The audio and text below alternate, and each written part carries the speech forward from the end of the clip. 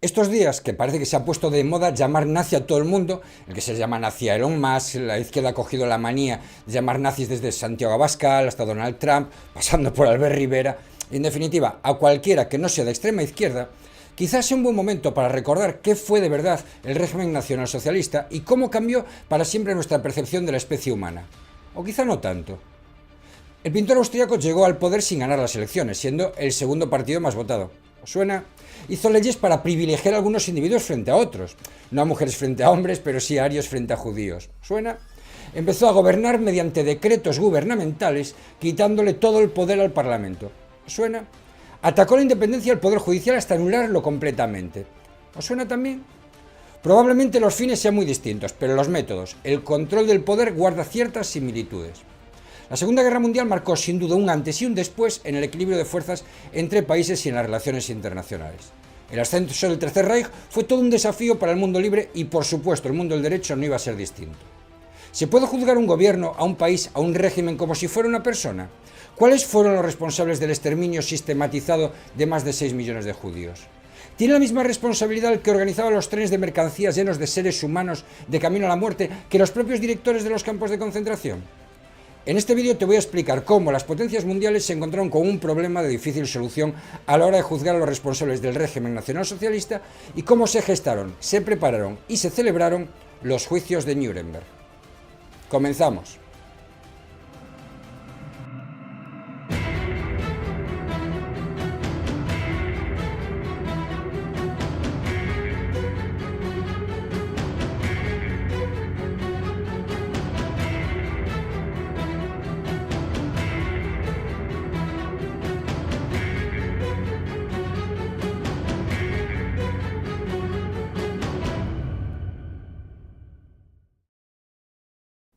En octubre de 1943 se reunieron los ministros de Asuntos Exteriores de las potencias aliadas en Moscú. En esta convención se decidió que había llegado el momento de concretar los primeros aspectos relativos a cómo debían exigirse las responsabilidades por crímenes de guerra. Los delitos cometidos en un determinado país serían juzgados por sus propios tribunales, pero los actos que tuvieran consecuencias en diversos estados serían juzgados por los aliados de forma conjunta. Sobre cómo se haría ese ejercicio, las discrepancias seguían siendo insalvables entre los partidarios de la ejecución directa de los responsables, vamos a ahorcarlos sin más trámites, los que defendían los juicios sumarios y los que preferían realizar verdaderos procesos judiciales con todas las garantías. Ese mismo mes, en Londres, tuvo lugar la reunión inaugural de la Comisión de Naciones Unidas para la Investigación de Crímenes de Guerra, UNWCC en sus siglas en inglés.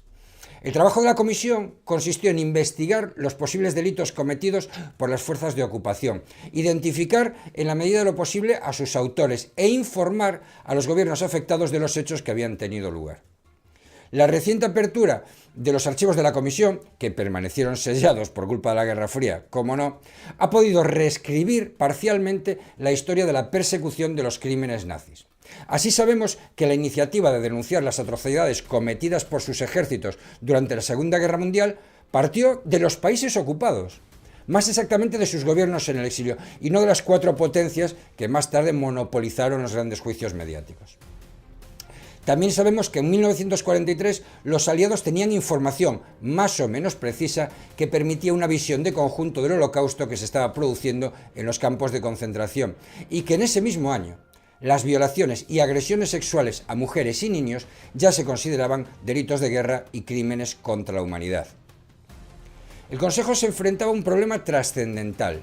Los únicos delitos contemplados como crímenes desde el punto de vista del derecho internacional eran los asesinatos injustificados, las violaciones y las torturas que no estuvieran amparadas por el derecho de guerra o militar.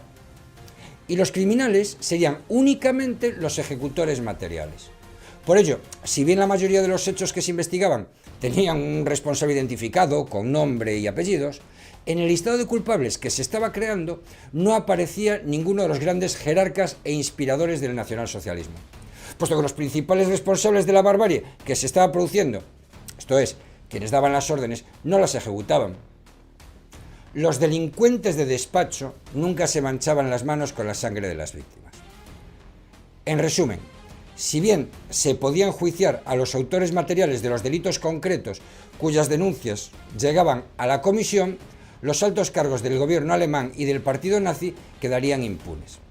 Pero Hitler y su partido habían llegado al poder por las urnas y fue nombrado canciller de forma legal por el presidente von Hindenburg.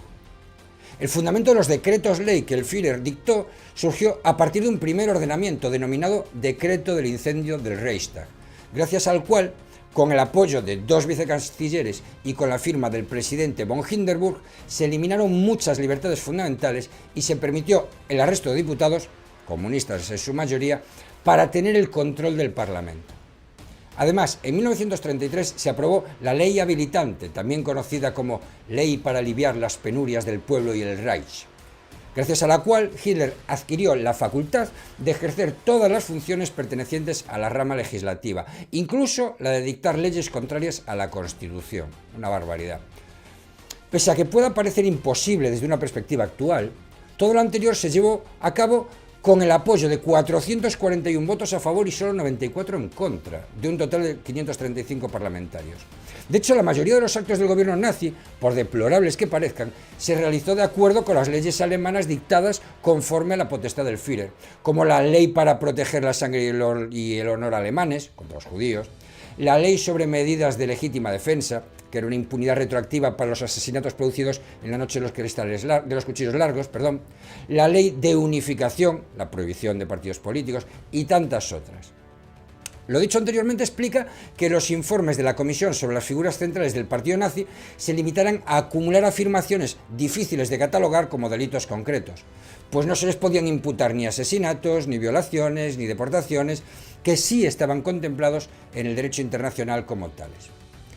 Desde la perspectiva actual puede parecer anacrónico, pero en aquel momento tan solo se contemplaba el derecho plurinacional como un derecho interestados, es decir, el sujeto político de los tratados eran las naciones, razón por la cual, por ejemplo, de todo el Tratado de Versalles tan solo se llevaron a la práctica las sanciones económicas al Estado alemán y la modificación de las fronteras, mientras que los actos individuales de los posibles criminales de la Primera Guerra Mundial quedaron amparados por el malentendido sentido del deber para con su patria.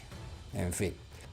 Está claro que desde el punto de vista del positivismo estatalista, las leyes nazis eran legales, pues respondían a todas sus finalidades y formalidades, pero desde el punto de vista del positivismo puro, se podían atacar demostrando que en su dictado se habían infringido los requisitos formales de su validez o los mecanismos ordinarios de producción de leyes.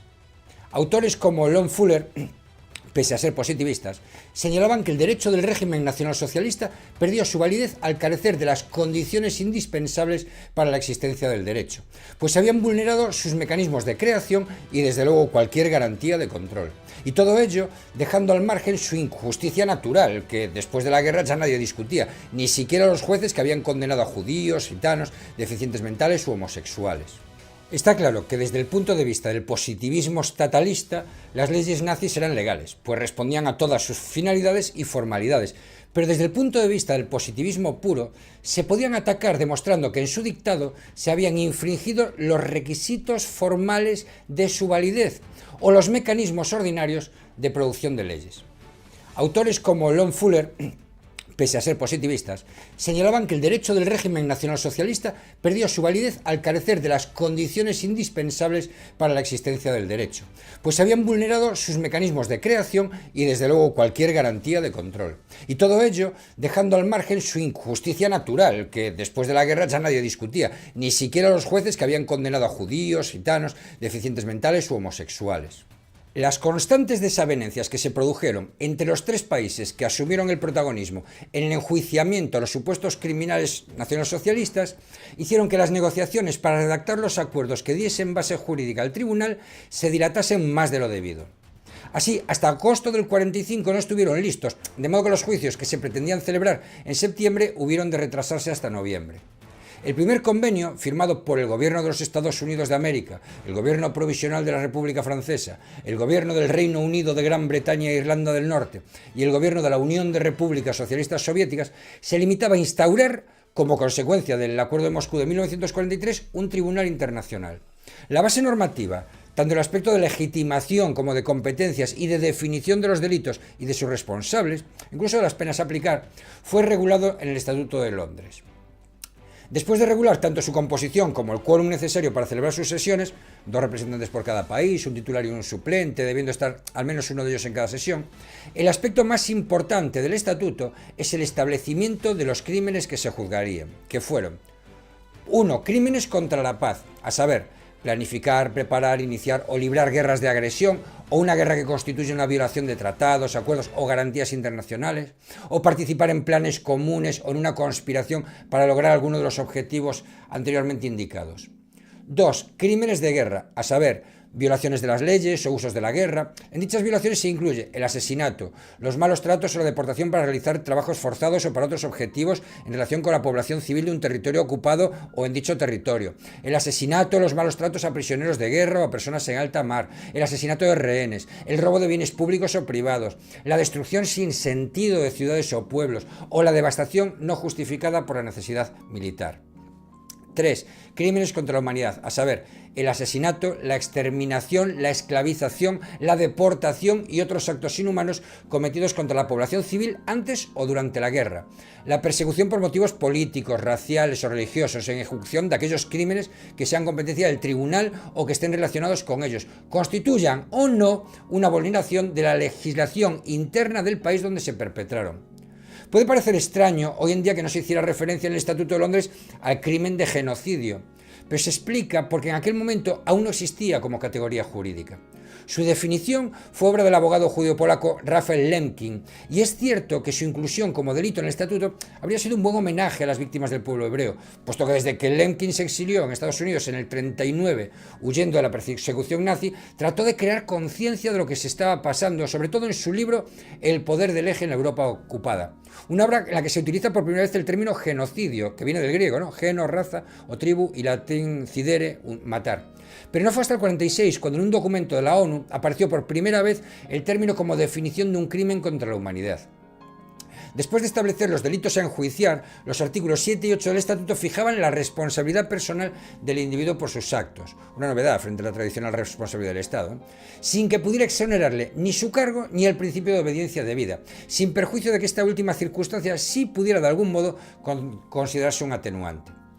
Este punto de la responsabilidad de la persona y no de la nación fue muy contestado por las defensas, que alegaron que el derecho internacional jamás había contemplado tal posibilidad.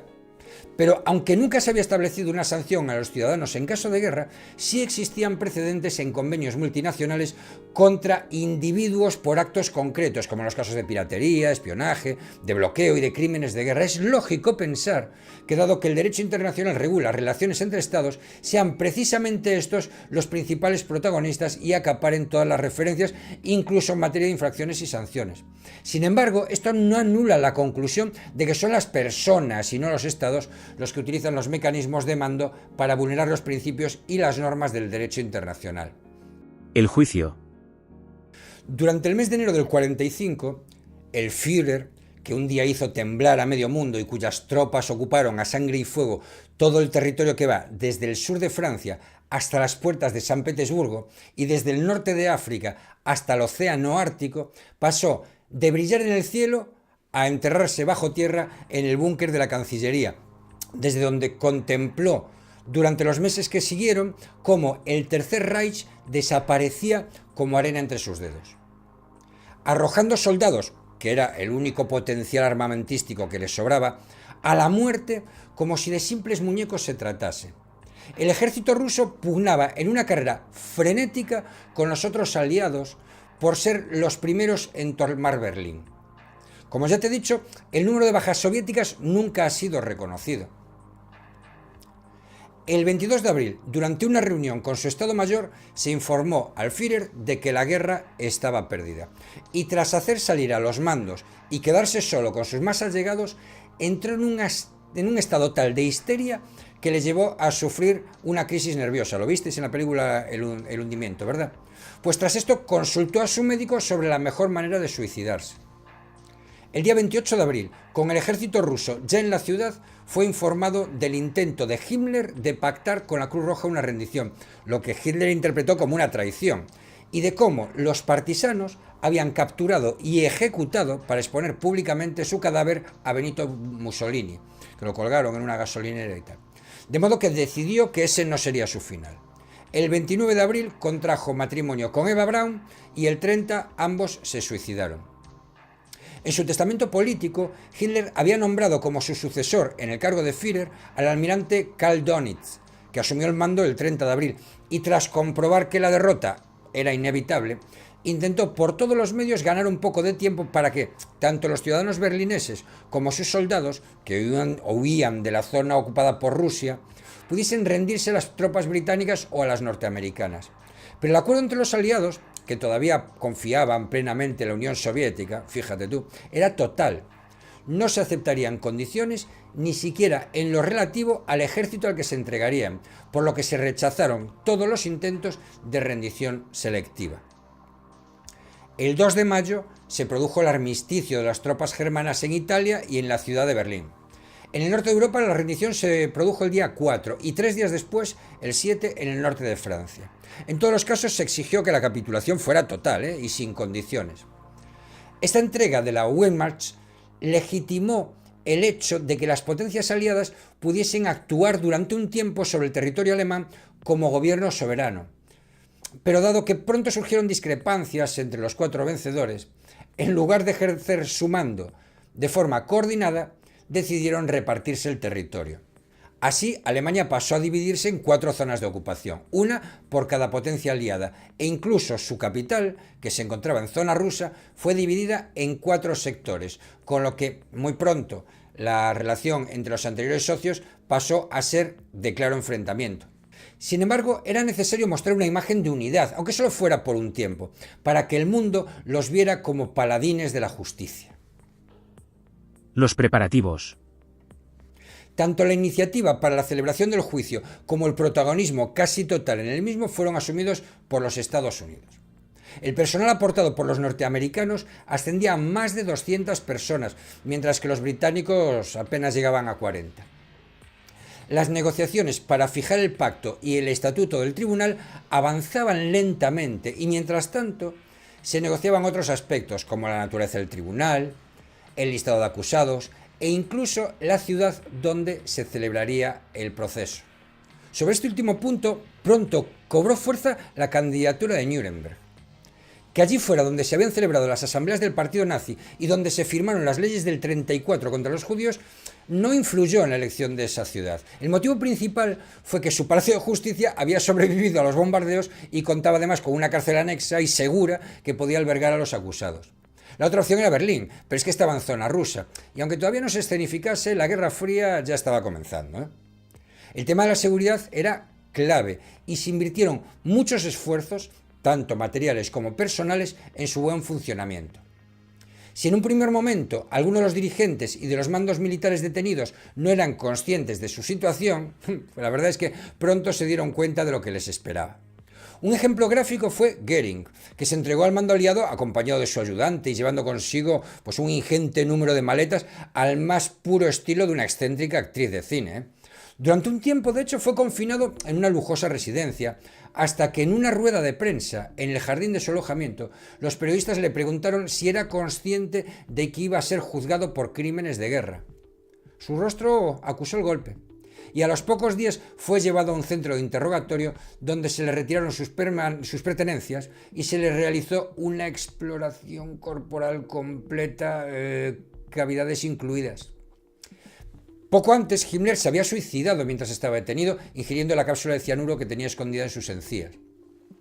Las celdas del tribunal se habían preparado para evitar los suicidios, por lo que en ellas tan solo había una mesa, que además cuyas patas no soportaban apenas peso, una silla que no se podía arrimar a la pared y un camastro. Los detenidos debían dormir con las manos fuera de las mantas, con la luz siempre encendida, y un guardia los vigilaba las 24 horas del día. Aún así, el acusado Robert Ley, un líder sindical de la Alemania nazi, consiguió fabricar una cuerda, posiblemente con la cremallera de su abrigo, y tras introducirse trapos en la boca para que sus gemidos no se escuchasen, se sentó en el hosco retrete que había, se colocó la soga al cuello y, atándola a la cañería, se inclinó hacia adelante para ahorcarse lentamente. Una barbaridad. Desde ese momento, todos los protocolos de seguridad se reforzaron. Los turnos de vigilancia de las celdas se redujeron a una sola hora de duración de guardia, para que el guardia no perdiera la concentración. Cuando empezó a prepararse la infraestructura del juicio, se advirtió que, aunque los acusados no superaban la veintena, la traducción, al menos a 4 idiomas, y la toma de declaración de testigos que hablaban todas las lenguas del mundo, ralentizaban el proceso hasta niveles inadmisibles. No se podía hacer un juicio así. La solución la ofreció de forma gratuita la compañía IBM, que aportó un sistema de traducción simultánea a 4 idiomas, brindando al tribunal todos los aparatos, canales, auriculares y micrófonos necesarios. Por primera vez se ensayaba un sistema en el que el traductor expresaba en otro idioma la declaración de una persona al mismo tiempo que se producía. Hasta tal punto se consideró difícil la labor que las cabinas en las que se colocaron a los traductores estaban en un lateral de los estrados junto a los acusados para que pudieran verlos y ayudar así en la labor de descifrar sus palabras. En cuanto a la naturaleza del tribunal, los aliados insistían en su carácter internacional, pero estaba claro que se trataba de un tribunal de las naciones de ocupación, porque además es que no se permitió la participación de otros países, como sí ocurrió, por ejemplo, en el Tribunal de Tokio. Con el fin de salvar ese inconveniente, el Estatuto de Londres contemplaba la posibilidad de adhesión posterior al Tratado de otros estados, cosa que hicieron Grecia, Dinamarca, Yugoslavia, Países Bajos, Checoslovaquia, Polonia, Bélgica, Etiopía, Australia, Honduras, Noruega, Panamá, Luxemburgo, Haití, Nueva Zelanda, India, Venezuela, Uruguay y Paraguay. Pero fue una incorporación sin participación, por lo que el carácter internacional limitado no cambió. Aún así, las potencias aliadas contaban con un poderoso argumento jurídico a favor de la legitimación del tribunal, puesto que la rendición de Alemania se había realizado sin condiciones, es decir, como consecuencia del armisticio, podían imponer la creación del tribunal como les pareciera oportuno. El 8 de agosto de 1945, mucho después de lo previsto, se firmó el Acuerdo de Londres y el Estatuto del Tribunal. El problema más difícil que las 3 potencias protagonistas tenían que resolver ante la opinión pública mundial era determinar el listado de personas que debían de responder ante el Tribunal Militar Internacional que se acababa de establecer. No se podía caer en olvidos imperdonables ni declarar absoluciones sonrojantes. Durante la guerra, el Consejo había dado por supuesta la culpabilidad de los máximos dirigentes alemanes, por lo que no se les prestó atención hasta el punto de que en el año 45 aún no se contaba con un dossier específico de Hitler. El de Hermann Göring se inició a finales del año 44. En cuanto a los responsables italianos, si bien en un principio se había incluido en la relación de acusados, pronto se advirtió que el único nombre conocido internacionalmente era Mussolini y además había sido linchado por los partisanos en los últimos días del conflicto. Los italianos se eliminaron del listado, de modo que lo que al principio iba a ser un juicio a los máximos responsables del eje, finalmente se limitó a los del partido nazi. Los británicos tenían una lista cerrada y bastante reducida de nombres que conservaban intacta, ya que, como dijimos, su postura era el fusilamiento sumarial. Las sucesivas eliminaciones por conveniencia o por muerte en combate hicieron que el listado se redujera, y tras el suicidio de Hitler, de Goebbels y de Himmler, pues apenas quedaban 2 nombres destacados, Göring y von Ribbentrop. Durante las discusiones sobre quiénes debían ocupar el banquillo del que sería el juicio del siglo, al menos esa era la pretensión de Estados Unidos, surgió un punto de debate acerca de lo que hoy es una cuestión asumida y contemplada en muchos tratados, pero que en aquel momento constituía una auténtica novedad jurídica. Los miembros estadounidenses de la comisión pretendían dirigir la acusación no solo a individuos concretos, sino también a las organizaciones a las que estos perteneciesen. A través de esta forma de imputación podían justificar los cargos contra los máximos dirigentes nazis que no tenían una conexión directa con los actos materiales de ejecución, tortura o maltrato de personas. Esta postura derivaba de lo que en aquel momento se denominó la teoría de la conspiración, y que hoy en día los juristas consideramos delincuencia organizada, o sea estable u ocasional. Pongamos un ejemplo sencillo.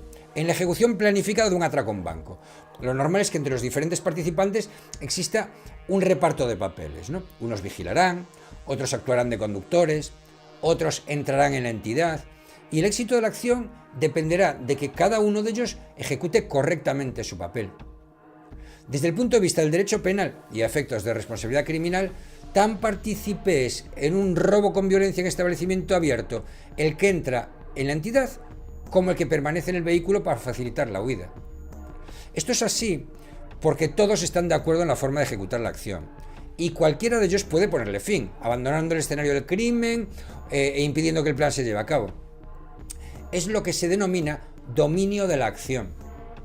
La mayoría de las personas ajenas al mundo procesal criminal consideran que el conductor no debe recibir la misma pena que el que entra en el banco o el que porta un arma. Pero esta distinción dejaría muchas veces la condena en manos del azar, cuando lo cierto es que todos están igual de dispuestos a participar y a hacer posible el hecho delictivo. Bueno, pues este caso tan sencillo, tan usual hoy en día, los norteamericanos habían tenido que aplicarlo ante un fenómeno que hasta entonces habían sufrido casi en exclusiva: las organizaciones de gángsters y la mafia. Lo que hoy denominamos participación delictiva, entonces se llamaba, bueno, y se sigue llamando en Estados Unidos, conspiración para delinquir. Murray Bernays fue el responsable de que la acusación adoptara esa postura en Nuremberg, y los miembros de la delegación norteamericana la defendieron, pero con énfasis además. Se consideraba que los altos mandatarios del gobierno nazi habían planificado desde el principio el asalto al poder en Alemania para establecer después un régimen totalitario y, una vez alcanzada la dirección suprema y creado un ejército destinado a la guerra de agresión, invadir Europa, eliminar ciertos grupos sociales y apoderarse de las riquezas del continente. Así, aun cuando no hubiesen ejecutado actos concretos de asesinato, violación, expoliación o maltrato, sí habían tenido participación en la organización de la maquinaria que llevó a la comisión masiva de esos delitos contra la comunidad internacional. Este aspecto concreto de la acusación fue uno de los más criticados por los historiadores, si bien desde la perspectiva penal actual pues sería uno de los más aceptados, sin perjuicio de entender que el resultado de la acusación dependerá siempre de la prueba, no del planteamiento. La teoría de la conspiración, al contemplar el hecho delictivo en toda su extensión, desde su concepción hasta los diferentes actos materiales de ejecución, conllevaba otra posibilidad muy interesante para los norteamericanos: la posibilidad de acusar no solo a personas individuales, sino a las diferentes organizaciones utilizadas por los nazis para cometer sus delitos. Se consideraba que algunas asociaciones creadas por el Partido Nacional Socialista o por el gobierno de Hitler no tenían otra finalidad que la de reprimir a los opositores y eliminar a los judíos. De nuevo, las diferencias entre los aliados hicieron que, de los diferentes listados que se manejaban, únicamente hubiera conformidad con las SS, las SA y la Gestapo, si bien las negociaciones posteriores incluyeron a otras organizaciones. La Fiscalía estadounidense consideró que esta estrategia simplificaría el proceso, pues si una organización resultaba condenada y calificada por ello como delictiva, sus dirigentes pasaban inmediatamente a ser considerados criminales, por lo que no sería necesario un nuevo juicio. Haber formado parte de la dirección de una organización condenada implicaba la condición de delincuente de sus miembros. Desde estos planteamientos se iniciaron en junio de 1945 los juicios de Nuremberg. No había un listado cerrado de criminales a los que acusar y, como ya hemos mencionado, ni siquiera existía acuerdo en su número. Los soviéticos solo ponían como condición que no fuesen más de 100. Los norteamericanos manejaban un listado de 72 personas, los británicos de 6. Rusos y norteamericanos pretendían que en el banquillo de los acusados estuviesen claramente representados: 1, el gobierno nazi; 2, el Partido Nacional Socialista; 3, los máximos responsables del ejército; 4, los representantes del empresariado que habían colaborado con el régimen; y 5, los ideólogos del partido. La inclusión de empresarios y representantes del mundo económico respondía a una especial intención de los soviéticos de atacar al capitalismo, demostrando la facilidad con la que el patrón se convierte en opresor y criminal, así como la conexión del dinero con la guerra. Se acusó al ministro de Economía alemán, Heinrich Schardt, a quien imputaron el delito de haber esquilmado las riquezas de los países ocupados, y también se intentó incluir al máximo empresario de las industrias armamentísticas, Gustav Krupp, aunque finalmente se le descartó por su avanzada edad. Sí estuvo Walter Funk, que había sucedido a Schacht en el Ministerio de Economía. Años más tarde, diferentes investigaciones demostraron la implicación de otros empresarios que habían podido estar imputados en el juicio principal de Nuremberg, como por ejemplo los máximos responsables de IG Farben, la industria química fabricante del gas Ciclón B, empleado en las cámaras de gas, y además fue elaborado con mano de obra esclava facilitada por el ejército de entre los presos de los campos de concentración. Era buenísimo, porque el ejército cobraba unos marcos por cada preso que ponía a trabajar en las fábricas y a su vez pagaba por el producto que los propietarios de la empresa habían diseñado y que fabricaban, y además siendo conscientes de su destino. Así se enriquecían así con la muerte de millones de personas. Los acusados por haber ocupado altos cargos en el gobierno o en el partido nazi fueron Wilhelm Frick, Albert Speer, Hans Frank, Joachim von Ribbentrop, Rudolf Hess, Alfred Rosenberg, Martin Bormann, Franz von Papen y Baldur von Schirach. Aunque no constaban imputaciones concretas por actuaciones crueles o violentas, se les consideraba creadores del monstruo nazi que devastó Europa. Otros mandatarios de menor nivel, pero con un marcado carácter antisemita y violento, fueron Arthur Seyss, Julius Streicher, Fritz Sauckel, respecto de los cuales sí había constancia de atrocidades concretas de las que acusarlos. Por tratarse de militares de alta graduación, fueron imputados Karl Donitz, Wilhelm Keitel, Alfred Jodl y Heinrich Raeder, aunque la acusación contra ellos era bastante débil. Algunos de los sentados en el banquillo se incluyeron además para sustituir a las figuras principales que se habían suicidado. Así, Keitel ocupó el lugar de Hitler, Kaltenbrunner el de Himmler y Fritze el de Goebbels. Todos ellos eran los segundos de los fallecidos. Pese a las numerosas listas que se elaboraron, hubo ausencias importantes motivadas por el desconocimiento que los aliados tenían de ciertos aspectos internos de la maquinaria nazi, o de lo que realmente había ocurrido, ¿no? Un ejemplo es el de la citada IG Farben, empresa que llegó a construir un laboratorio de fabricación junto al campo de Auschwitz, debido a la demanda de gas que debía satisfacer. Otro ejemplo de falta de conocimiento fue el de Heinrich Müller, jefe supremo de la Gestapo, cuya notoriedad y crímenes pasaron desapercibidos para los aliados hasta meses más tarde. En cuanto a las organizaciones del régimen nazi, las negociaciones entre los aliados redujeron las 16 iniciales que pretendían los norteamericanos a las 8 que finalmente se sentaron en el banquillo. Fueron las siguientes: el gabinete del Reich, las SS, las SA, el Servicio de Inteligencia, la Gestapo, el NSDAP, o Cuerpo de Mandatarios, y el Estado Mayor del Ejército alemán. El partido nazi fue representado, además de por su ideólogo y por sus mandos, por el representante de las juventudes hitlerianas. La primera lista pública de acusados se presentó el 29 de agosto y la definitiva el 5 de octubre, si bien las discusiones se mantuvieron hasta el momento mismo, del inicio de las sesiones. Comienza el proceso. El 18 de octubre del 45 se celebró una sesión preliminar presidida por el juez militar ruso Iona Nikitchenko en la ciudad de Berlín, en la misma sala que pocos meses antes había albergado el proceso contra algunos de los oficiales alemanes que trataron de acabar con Hitler en la Operación Valkyria. Pero el verdadero juicio comenzó el 20 de noviembre de 1945 a las 10:30 de la mañana en la ciudad de Nuremberg, cuando los 21 acusados entraron en la sala presidida por el juez británico Geoffrey Lawrence, elegido por el resto de sus compañeros por su prestigio jurídico y haciendo honor al papel desempeñado por el Reino Unido en el conflicto.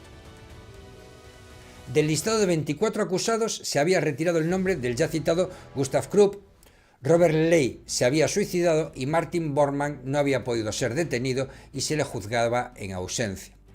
El fiscal estadounidense abrió el proceso leyendo el acta de acusación de 24.000 palabras, para lo cual necesitó toda una sesión.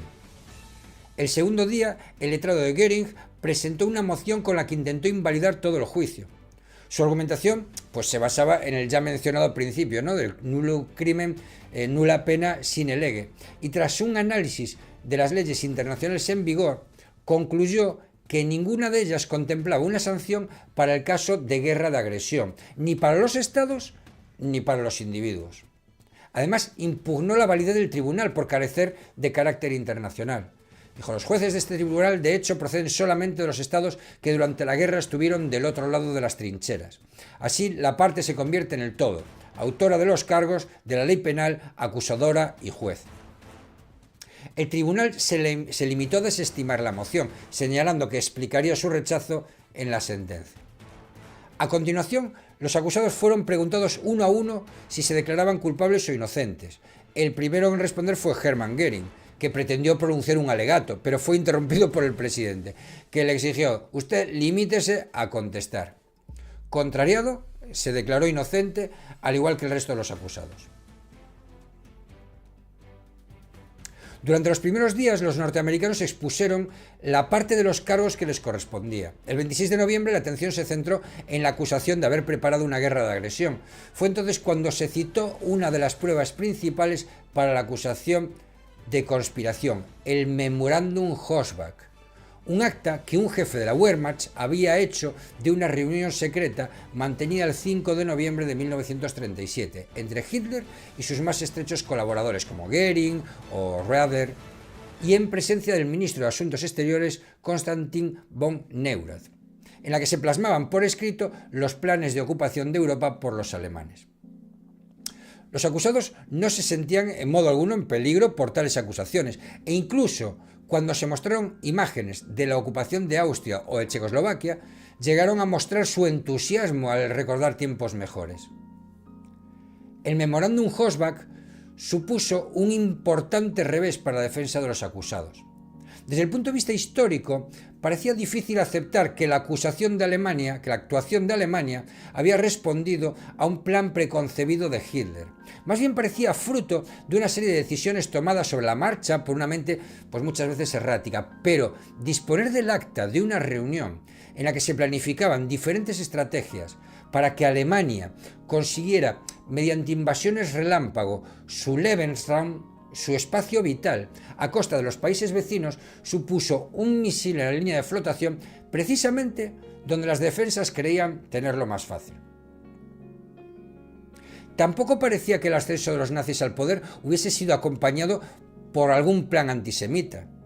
Es cierto que las leyes de pureza de sangre se decretaron en 1935 y que en todos los territorios ocupados se produjeron matanzas indiscriminadas de judíos.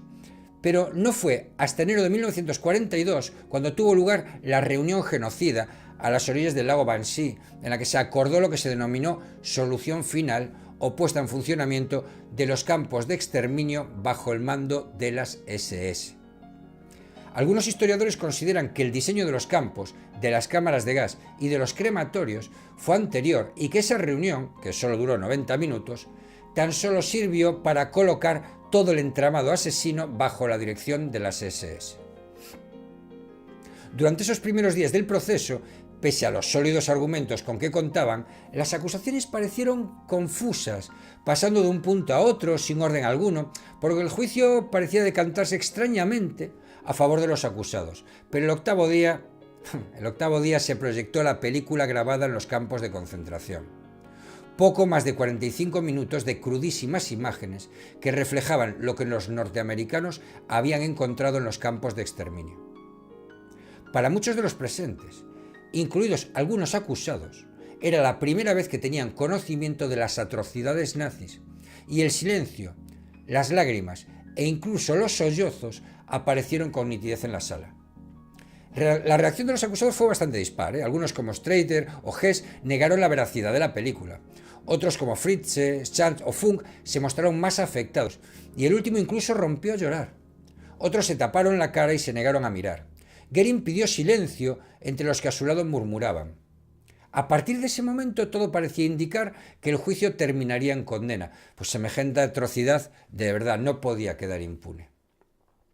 Pese a que pueda parecer extraño, el exterminio judío no fue una acusación básica para ninguna de las cuatro potencias acusadoras, siendo como era el crimen más horrendo y el cargo más fácil de fundamentar desde un punto de vista jurídico. Siempre se ha considerado que esto fue así porque los aliados no habían tenido conocimiento de lo que ocurría en los campos de concentración hasta que los liberaron. Pero no, ahora sabemos que esto no se corresponde con la realidad. Por la documentación de que disponemos, sabemos que desde 1943 los aliados conocían su existencia y su finalidad, incluso aunque fuera parcialmente. Su capacidad aniquiladora también la conocían. Quizá una de las razones de esa desidia fue el hecho de que los soviéticos nunca consintieron la afirmación de que el Holocausto hubiera estado dirigido contra los judíos. Para la Unión Soviética, los asesinados se clasificaban por nacionalidades y por tanto los hebreos rusos se equiparaban a cualquier otro ciudadano de su Unión de Repúblicas. Desde esa perspectiva, claro, el carácter discriminatorio del genocidio se difuminó y podía considerarse un acto de guerra para evitar el hacinamiento de prisioneros. Hasta tal punto llegó el desinterés en esta acusación que una de las principales pruebas para la condena de varios de los imputados fue la declaración del comandante a Auschwitz, Rudolf Höss, que no fue acusado pese a las atrocidades que había cometido, que le llevaron a la horca meses más tarde, y que por el contrario fue llamado como testigo de la defensa de Ernst Kaltenbrunner. Es alucinante. El único español que testificó durante los juicios fue Francisco Boix. Lo hizo a petición de los franceses, contra Kaltenbrunner y contra Albert Speer. Con su declaración se acreditó la presencia de ambos en el campo de Mauthausen. Así quedó contradicho su alegato de que desconocían la existencia de los campos de exterminio y de todo lo que en ellos ocurría. A partir del 4 de diciembre, finalizado el trabajo de los norteamericanos, los británicos presentaron su acusación de guerra de agresión. Durante una semana se expusieron ante el tribunal las pruebas de las invasiones de sus vecinos europeos por parte de los ejércitos alemanes. La acusación de haber conspirado para organizar y provocar una guerra de agresión no era un tema sencillo, ni siquiera entre los aliados. Francia no veía con buenos ojos la imputación y además las defensas contraargumentaron con el hecho innegable, por otra parte, de que si se les acusaba de haber invadido el oeste de Polonia, Rusia había ocupado el este del mismo país en virtud del pacto Ribbentrop-Molotov, que permitió a los soviéticos, sin la oposición de Alemania, invadir además Finlandia y las repúblicas bálticas, y a ellos no se les juzgaba. Incluso la ocupación de Noruega por los nazis fue una acusación dudosa hasta el último momento, puesto que las tropas alemanas habían entrado en el país un día antes de que Inglaterra tenía programado para hacerlo.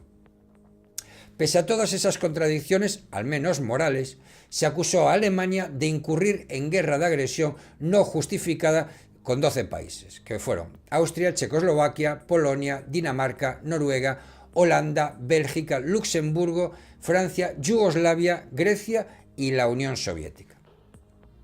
Posteriormente fueron los soviéticos y los franceses quienes presentaron sus acusaciones. El 17 de diciembre comenzaron a exponer los cargos contra las organizaciones, incluidas las SS. Parte de ellos se basaba en las pruebas sobre la implicación de sus médicos en experimentos con los prisioneros de los campos de concentración. La acusación contra el alto mando de la Wehrmacht se centraba en las acciones llevadas a cabo por el ejército alemán, en los crímenes de guerra y en los crímenes contra la humanidad. La Fiscalía presentó conjuntamente los casos de la Gestapo y del SD, del Servicio de Inteligencia, dada su estrecha colaboración. De hecho, a partir de 1939 se fusionaron en una sola unidad, la RSHA o la Oficina Central de Seguridad del Reich. También se expusieron las acusaciones contra el gabinete del Reich y contra el cuerpo de líderes políticos del Partido Nacional Socialista Alemán. Fue la organización jerárquica mediante la cual los nazis proclamaban sus órdenes y su ideología.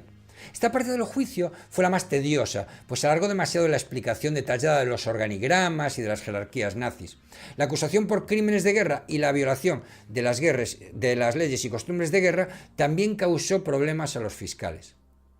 El principio de obediencia debida suponía en el derecho internacional que un subordinado no tenía que responder de sus actos en el cumplimiento de una orden. Y además es que así lo contemplaban incluso las leyes británicas en su British Manual of Military Law, por lo que reformaron dicho texto en el 44. Y lo mismo hicieron los norteamericanos, para no incurrir en la paradoja de acusar por algo que sus propias normas contemplaban como lícito. El Estatuto de Londres, como te comentaba, eliminó de forma expresa esa excusa absolutoria precisamente por el problema que planteaba a la hora de acusar a numerosos oficiales. Pero entonces surgió la contrariedad de que se aplicaba una ley restrictiva de manera retroactiva. Por ejemplo, a Karl Dönitz se le acusó de haber abandonado a su suerte y en alta mar cientos de náufragos de los barcos aliados hundidos. La defensa pudo probar que no solo los aliados habían incurrido en el mismo hecho, sino que además estos habían atacado con aviones a los submarinos alemanes mientras socorrían a marinos aliados de barcos hundidos, lo que llevó al tribunal a considerar que no debía condenarse a Dönitz y a Raeder por estos hechos.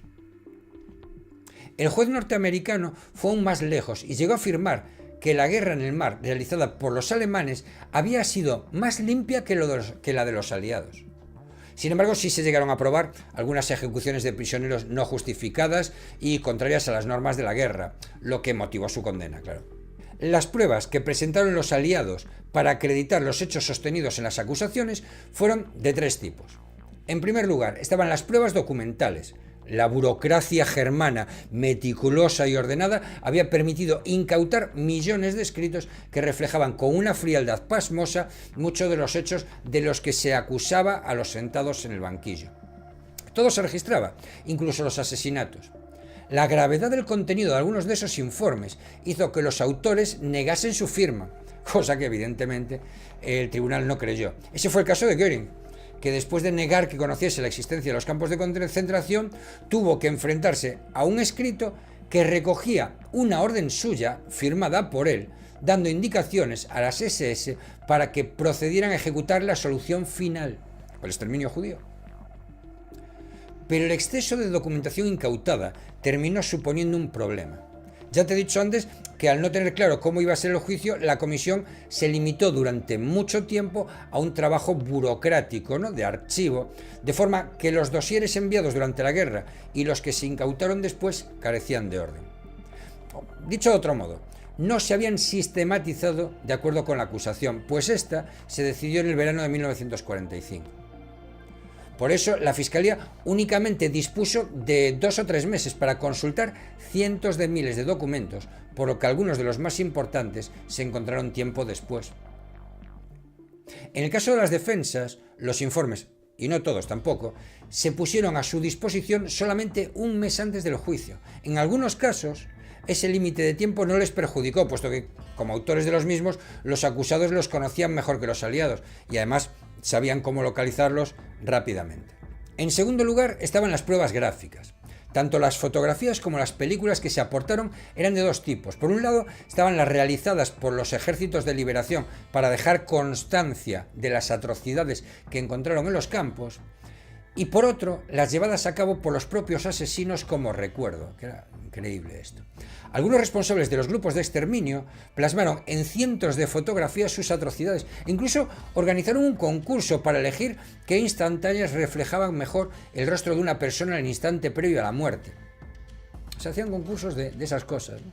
La ingente documentación almacenada durante años y la incautada después de la guerra, junto a las impresionantes imágenes de las que se disponía, facilitaron la labor de la Fiscalía como nunca habrían podido imaginar. Pero aunque no todos estaban de acuerdo, se decidió añadir otro tipo de prueba que resultó determinante: las testificales. El relato de alguna de las víctimas de experimentos médicos y de esterilizaciones injustificadas realizados en los campos de concentración rompió definitivamente muchas de las líneas de defensa de los acusados. Es duro decirlo, pero en casi todos los casos, los derechos de la víctima se extinguen con su vida, por lo que todo el proceso se centra en no vulnerar los derechos del acusado. Por eso, mostrar al mundo y al tribunal los ojos de unas personas que suplicaban justicia y que por estar vivos continuaban teniendo derechos, fue una acertada estrategia de la acusación. Una de las críticas al juicio fue que se limitó el número de testigos de la defensa, pues el tribunal podía rechazar o admitir las pruebas libremente. Pero no parece que ninguno de los testigos rechazados fuera relevante. Incluso, como te comentaba antes, el testigo de la defensa, Rudolf Höss, terminó convirtiéndose en una de las principales pruebas de cargo de la participación de alguno de los acusados en el asesinato masivo de los campos de concentración. Las actitudes. El principal protagonista de entre los acusados fue Hermann Göring. Al monigote seboso, casi afeminado y adicto a las drogas que se había entregado a los aliados, se le puso a régimen y fue desintoxicado durante la espera de juicio. Esto hizo renacer su carácter de líder. Consciente de que estaba condenado a morir, se dedicó a retar a los fiscales, a capitanear a sus compañeros y a enarbolar el orgullo nazi desde las ruinas del Reich. Como piloto que era, Göring hablaba perfectamente inglés, pese a lo cual siempre esperaba a que el traductor finalizase su trabajo. De ese modo, ganaba unos segundos antes de responder, pues había entendido la pregunta antes de que se la tradujeran, con lo que tenía tiempo para pensar la respuesta sin que nadie lo advirtiese y además dando la falsa impresión de que contestaba de forma inmediata, lo que le hacía parecer más creíble. No tuvo el menor reparo en reconocer que quería derrocar al régimen constitucional de Weimar, ni en enorgullecerse de sus logros militares. Se ganó el respeto, el odio y la risa de la sala a partes iguales. Los únicos momentos en los que pareció sufrir por el juicio fue cuando se demostró, al menos en 2 ocasiones, que había mentido.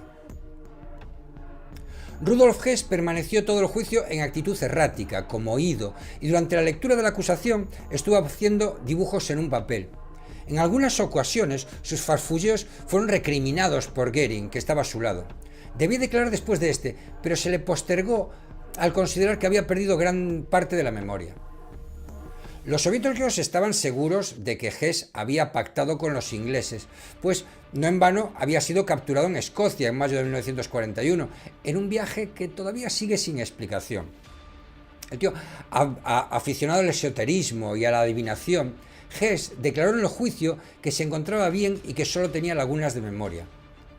El único momento de cordura fue su alegato final, en el que manifestó que no se arrepentía de haber servido al hombre más importante que había nacido en tierras alemanas en los últimos 1000 años. Frente al activismo de Göring, la actitud del resto de acusados fue de total pasividad, incluso de derrotismo. Esto llevó a la exasperación de Göring, que llegó a manifestar al tribunal que le habría gustado que la declaración de los acusados se hubiera limitado a 3 palabras: chúpame el culo. Literal. Todos los demás se limitaron a negar que tuvieran conocimientos de lo que sucedía en los campos, de que existiesen grupos de las SS dedicados a la aniquilación de la población civil o de cualquier otra atrocidad. Los políticos culpaban a los militares de haber realizado acciones al margen de su control y los militares alegaban que tan solo habían obedecido a las órdenes de los políticos. Normal. El arrogante von Ribbentrop se rebajó a niveles increíbles con tal de salvar la vida y se negó a contestar en varias ocasiones alegando su deber de discreción como diplomático. Schack no entendía de qué le acusaban. Frank apelaba al juicio de Dios en un catolicismo vivencial recién descubierto para condenar el reinado de Hitler, y Ernst Kaltenbrunner se consideraba una víctima de Himmler. Von Papen, en su papel de corderito inocente, veía a Hitler como un embustero patológico que los había engañado a todos, oye. Y Keitel se escudó en su obediencia como soldado y, por tanto, se consideraba exento de toda responsabilidad. Albert Speer, el arquitecto del Reich, organizador de la industria bélica, desplegó su gran don de gentes para ganarse al tribunal y lo consiguió. Reconoció su culpabilidad en términos genéricos, pero cuando se le preguntó por cargos concretos negó tener conocimiento de los hechos. Es decir, realizó confesiones más o menos simuladas que le sirvieron para conservar la vida. La actitud de los acusados en este y otros juicios llevó a lo que se llamó la reductio ad Hitler, o dicho de otro modo, en Alemania solo hubo un culpable, que además estaba muerto, fíjate tú. El resto fueron 60 millones de engañados.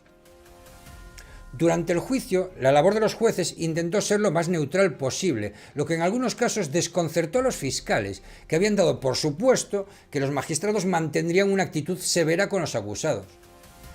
Pero hasta el momento de las sentencias, estos seguían siendo acusados, no criminales, por muy graves que fuesen las imputaciones. En la medida de lo posible, tenían derecho a un juicio justo. Finalmente, y tras 216 sesiones a finales de agosto de 1946, el tribunal se retiró a deliberar. El veredicto. Al comienzo de las deliberaciones, las posturas de los jueces estaban muy lejos de ser mínimamente compatibles. Los representantes soviéticos, siguiendo con su idea de que se trataba de un juicio sobre todo propagandístico, pretendían la ejecución en la horca de todos los acusados y la redacción de una sentencia meramente formal. En el punto más distante a estos estaban los jueces franceses, quienes, por ejemplo, rechazaban todos los cargos relativos a la conspiración en contra de la paz mundial. Ante lo contradictorio de sus posicionamientos y teniendo en cuenta la imposibilidad de una concordia legal y el hecho de que toda la humanidad les observaba aguardando una sentencia histórica dictada de común acuerdo por todas las partes, pues hombre, lo que finalmente se produjo fue una verdadera negociación política. Aún así, no puede negarse que las 250 hojas de la sentencia de los juicios de Nuremberg contienen razonamientos jurídicos que inspiraron futuras resoluciones de Naciones Unidas, así como la doctrina que después siguieron otros tribunales internacionales. La sentencia consideró que la rendición sin condiciones de la Wehrmacht legitimaba la autoridad de los aliados sobre el territorio alemán y, por tanto, también la del tribunal. Los alemanes no se habían opuesto a un gobierno aliado en el país y este poder necesitaba establecer nuevos tribunales, entre los que, el que se encontraba el Tribunal Militar Internacional de Nuremberg. Los críticos con el proceso siguen considerando que se vulneró un principio fundamental moderno del derecho penal, que es el del juez predeterminado por la ley. Es decir, un tribunal debe existir antes de que se cometa el delito, pues los tribunales creados para juzgar crímenes ya realizados se consideran tribunales de excepción. Este primer pronunciamiento únicamente justificó el hecho de dictar una sentencia respecto de las acusaciones sostenidas, pero no el contenido de la misma. Y para esto último había que encontrar fundamentos jurídicos específicos, lo que no fue una tarea fácil. Gran parte de la estrategia de la Fiscalía, siguiendo el criterio norteamericano, se basó en la acusación de conspiración u organización para delinquir, según la cual los acusados se habían confabulado para cometer el resto de los delitos, tanto la guerra de agresión como los crímenes de guerra y contra la humanidad. Del éxito de esta primera imputación dependía la condena por las demás, pero el concepto de delincuencia organizada era, en aquel momento, ajeno a la jurisprudencia de países como Francia o Rusia, por ejemplo. Los jueces soviéticos no constituían problema alguno a este respecto, pues buscaban la condena a muerte de todos los acusados y de verdad sin demasiados miramientos. Pero los magistrados franceses, siguiendo sus convicciones y su doctrina, pretendían la absolución por el cargo de conspiración de todos los acusados. Por ello, y a fin de salvar una sentencia más o menos coherente con el sentir común de las potencias aliadas, los cargos por conspiración se limitaron a la guerra de agresión de acuerdo con el Memorándum Hossbach, según el cual, como te decía, en 1937 Hitler y los responsables del gobierno nazi planeaban la invasión de varios países europeos. Cualquier otro tipo de conspiración, incluido el Holocausto judío, se consideró no probado. Y esto llevaba al aspecto clave de toda la sentencia. En 1945, ni siquiera el concepto de crímenes contra la humanidad se hallaba jurídicamente definido. El de crímenes de guerra se estaba esbozando, ¿no?, en diferentes tratados internacionales que lo referían sin definirlo y desde luego no lo castigaban. Teniendo en cuenta que los tribunales siempre caminan varios pasos por detrás de las instituciones jurídicas ya asentadas, pretender que delitos tan novedosos fueran admitidos, definidos y castigados en un solo acto era prácticamente imposible, por mucho que hoy nos parezca que es de sentido común castigar a los responsables del Holocausto. Pero en aquel momento todo pasaba por declarar desde el punto de vista penal que la guerra iniciada por Alemania era injusta o de agresión. Si eso no se lograba, las consecuencias de la Segunda Guerra Mundial, genocidio incluido, difícilmente podían considerarse delito. Ha de entenderse que la sociedad de hace un siglo estaba tan acostumbrada a los conflictos bélicos y a sus terribles consecuencias que aquellos se entendían como una forma habitual de relación entre estados. La primera ficha, el dominó, ya había caído y amenazaba todo el procedimiento. La conspiración se limitaba a la guerra de agresión. Las matanzas de judíos y los asesinatos de poblaciones enteras, de acuerdo con la experiencia de una Europa que nunca ha vivido un siglo de paz, no se consideraban crímenes en sí mismos, sino simples huellas de las herraduras de los jinetes del Apocalipsis. De ahí que volvamos a citar nuevamente la importancia del Memorándum Hossbach, al poderse demostrar mediante un documento que en el año 1937 se planeaba la invasión de Polonia, Austria y Checoslovaquia, entre otros países europeos. Quedaba probado que la guerra con estas y otras naciones respondía a un plan depredador de Alemania y, como consecuencia, el conflicto bélico necesariamente había de calificarse como injusto y, al ser contrario a derecho, sus consecuencias en forma de crímenes de guerra y contra la humanidad también podían ser considerados delictivos. Pero quedaba por solventar el problema jurídico más polémico, el principio de nullum crimen sine lege. Para romper este nudo gordiano, se acudió a la raíz misma que justifica los principios generales del derecho. ¿Por qué existen principios tales como el que no se puede condenar a alguien por un crimen si no existe una ley que lo regule en el momento en que se comete, aun cuando dicha ley sí exista cuando se le juzga? La respuesta es clara: para amparar a los inocentes, no a los criminales. Como gráficamente expuso el fiscal inglés, ¿sería admisible que el primer ser de la humanidad que cometió un asesinato alegase que no se le podía castigar porque no existía ley previa que condenase el homicidio? El derecho natural nos dice que no, y por ello el tribunal consideró que hechos tan deleznables como los enjuiciados contradecían las más mínimas normas de humanidad y merecían ser castigados. Las condenas. El 30 de septiembre de 1946, los acusados volvieron a entrar en la sala y comenzó la lectura de la sentencia, para la cual fueron necesarios 2 días. Recordemos los 4 cargos por los que fueron acusados. 1. Conspiración contra la paz mundial. 2. Planear y provocar una guerra de agresión. 3. Crímenes de guerra. 4. Crímenes contra la humanidad. Las condenas fueron las siguientes. Hermann Göring, comandante de la Luftwaffe y por tanto responsable de los bombardeos alemanes. De su mano apareció firmada una orden para iniciar el exterminio en los campos de concentración. Se le acusó de los 4 cargos y fue condenado a muerte por los 4 cargos. Rudolf Hess, lugarteniente de Hitler, se le acusó por los 4 cargos y se le condenó a cadena perpetua por los cargos 1 y 2. En 1987 se suicidó en la prisión de presos de guerra de las fuerzas aliadas de Berlín-Spandau. Von Ribbentrop, ministro de Asuntos Exteriores alemán de 1938 a 1945, firmó multitud de tratados que se incumplieron inmediatamente. Se le acusó de los 4 cargos y fue condenado a muerte por los 4 cargos. Wilhelm Keitel, comandante en jefe de las Fuerzas Armadas de la Wehrmacht, se le acusó por los 4 cargos y fue condenado a muerte por los 4 cargos. Ernst Kaltenbrunner, desde 1943 fue director de la Oficina Central de Seguridad del Reich, que controlaba la Gestapo, el SD, la Policía Civil y posteriormente el Servicio Militar de Inteligencia, y se encargaba también de la dirección de los campos de concentración. Se le acusó por los 4 cargos y fue condenado a muerte por los 2 últimos, por el 3 y el 4. Alfred Rosenberg, ideólogo del partido nazi y ministro de los territorios ocupados del Este desde 1941. Se le acusó por los 4 cargos y fue condenado a muerte por los 4 cargos. Hans Frank, ministro de Justicia entre 1933 y gobernador general de Polonia de 1939 a 1944. Se le acusó por los cargos 1, 3 y 4 y fue condenado a muerte por los 3 y 4. William Frick, ministro del Interior desde el 33 hasta el 43 y posteriormente protector de Bohemia y Moravia. Se le acusó de los 4 cargos y fue condenado a muerte por todos menos por el primero.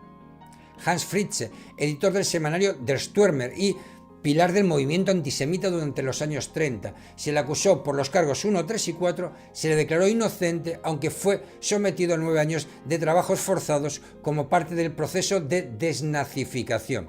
Adquirió la libertad en 1950.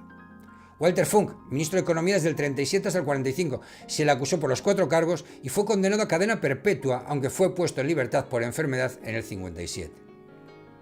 Hjalmar Schacht, ministro de Economía de 1934 al 37, se le acusó por los cargos 1 y 2 y fue declarado inocente. Karl Donitz, jefe de la flota de submarinos entre el 35 y el 43 y posteriormente comandante en jefe de la Marina, sucesor de Hitler en mayo del 45. Se le acusó por los cargos 1, 2 y 3 y por los cargos 2 y 3 fue condenado a 10 años de prisión. Erich Raeder, comandante en jefe de la Marina alemana del 35 al 43, se acusó por los cargos 1, 2 y 3 y fue condenado a cadena perpetua por dichos cargos.